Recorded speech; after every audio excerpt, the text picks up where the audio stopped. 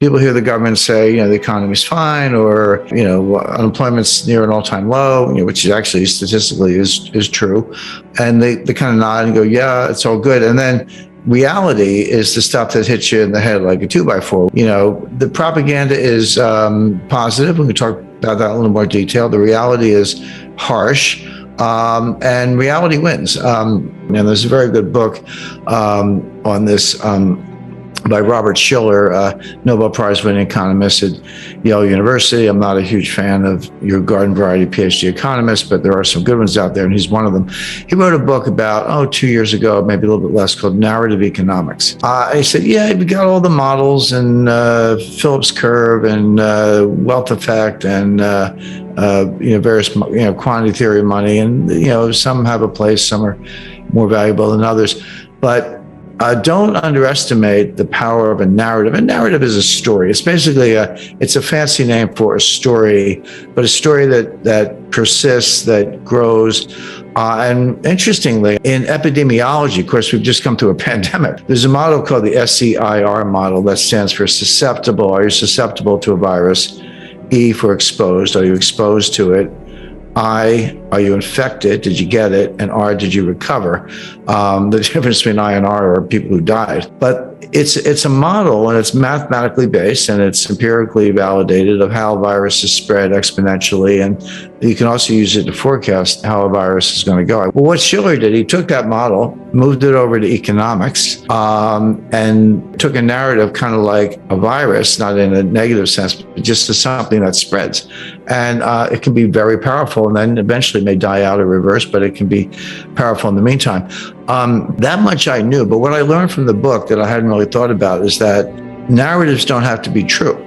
They can be true, and they can be very powerful, but a narrative can be false and still be powerful. If it's the self-fulfilling prophecy, if enough people believe it, it sort of becomes the reality to some extent, even if it's based on false premises. He gives an example during the Great Depression. The Great Depression really was two technical recessions, but there was a period from 1929 to 1933, election of Franklin Delano Roosevelt. And then there was another period from 1933 to 1937. The 37 and 1940 part we leave aside for this purpose. But during the first part of the Great Depression, unemployment was high, output was dropping, trade was dropping. It was a very, very bad time, no doubt about it. But not everybody was out of work. Not everybody was poor. There were a lot of people with a lot of money at the time, but it was felt that being ostentatious was poor form. It's like, okay, I'm lucky I have a job, I've got some money, but I'm not going to buy a new car, buy a big house, or flash it around or whatever, because it's really not considerate of all the people who actually have fallen on hard times. Well, that was the narrative, but it's the worst possible economic advice, because is precisely the fact that people with the money should keep spending that kind of can boost the economy out of a depression. So by people saying, well, even though I have the money, I'm not going to spend it because it's poor form, we're actually prolonging the Great Depression. Now, when FDR came along, was elected in 1933, became president in 1934, the psychology turned 180 degrees, and all of a sudden, the Democratic campaign song was "Happy Days Are Here Again," and FDR seemed to solve the banking crisis and so forth. And all of a sudden, it became okay to spend money. Well, in the middle of the Great Depression, 1934 to 1936, those were some of the strongest years ever for the stock market, and unemployment did come down a lot. Now, the problem is it came down from like 25% to 15%. Well, 15% is still, painfully high, but it was a big move in the right direction. So he describes how the narrative flipped from don't spend money, it's poor form, to, go spend money and help the economy.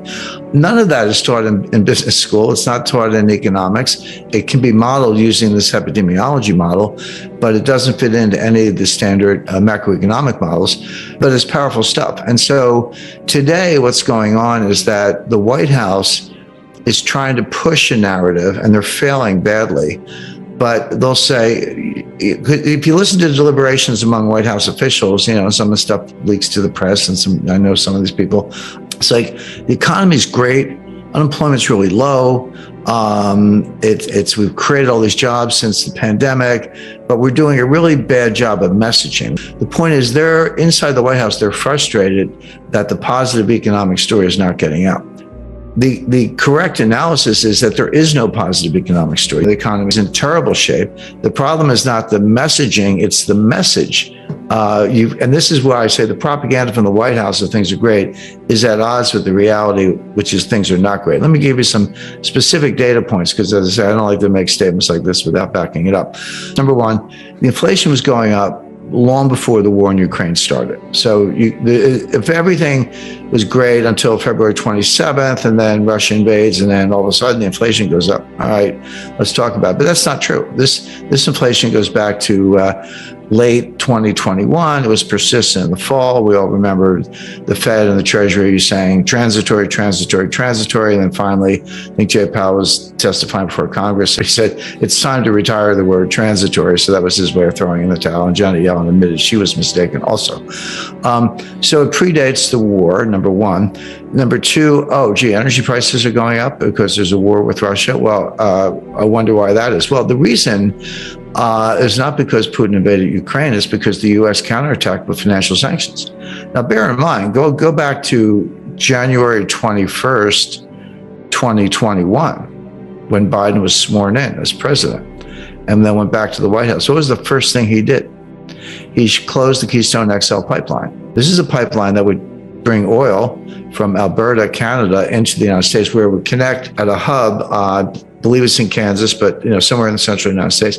Then the hub distributes it to the entire country. So he shut down that pipeline, which curtailed the supply of oil from Canada. Then ended new leasing, oil and gas exploration leasing on federal lands, handicapped the fracking industry, took a number of other steps using environmental tools, climate alarm, government subsidies, et cetera, to basically, to the extent possible, shut down the U.S. energy industry as much as possible. Now, you can't shut down completely, of course, but everything happens at the margin. And then we end up with oil prices doubling or tripling, really, from $40 to $120 in under a year, which is comparable to what happened in 1973 with the Arab oil embargo. And then Biden wakes up and says, guess we need more oil. And he wants to reopen leasing. I said they shut it down. They did, but he wants to reopen it. He's begging Saudi Arabia to pump more. Saudi Arabia is kind of not returning his phone calls. He's begging Venezuela to pump more. Oh, great. The greatest pariah dictator in the Western Hemisphere, and we're begging him for oil. So why don't we drill our own oil? Because we were a net exporter up until 2021, and then Biden came in and we lost that edge and became a net importer, including recently buying oil from Russia. They curtailed that for political reasons, but that's kind of where we got to. So you wonder why the price of energy is going up. In other words, this damage was self-inflicted, but don't be misled by the headlines, because they're, again, this narrative, but they're not actually doing it. So the point being, the price increase and the inflation in the U.S. has very little to do with Putin, and everything to do with the U.S. handicapping its own energy industry, begging dictators for oil, and the influence of the climate alarmists. And by the way, that whole crowd want higher gas prices. They want gas to be $7, $8, $9 a gallon, because they expect that will accelerate the transfer to electric vehicles and make the electric vehicle more attractive relative to the internal combustion engine.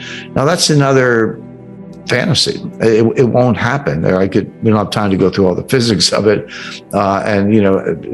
Output of energy by weight, gasoline compared to batteries, and the pollution of batteries, and the fact that, we don't have the charging stations. And even if we did, where's that electricity coming from? Oh, coal. It will never happen. But meanwhile, they're destroying the U.S. economy in pursuit of an ideological point that will never actually happen. Another example of propaganda versus reality. Narratives are powerful, but reality is more powerful.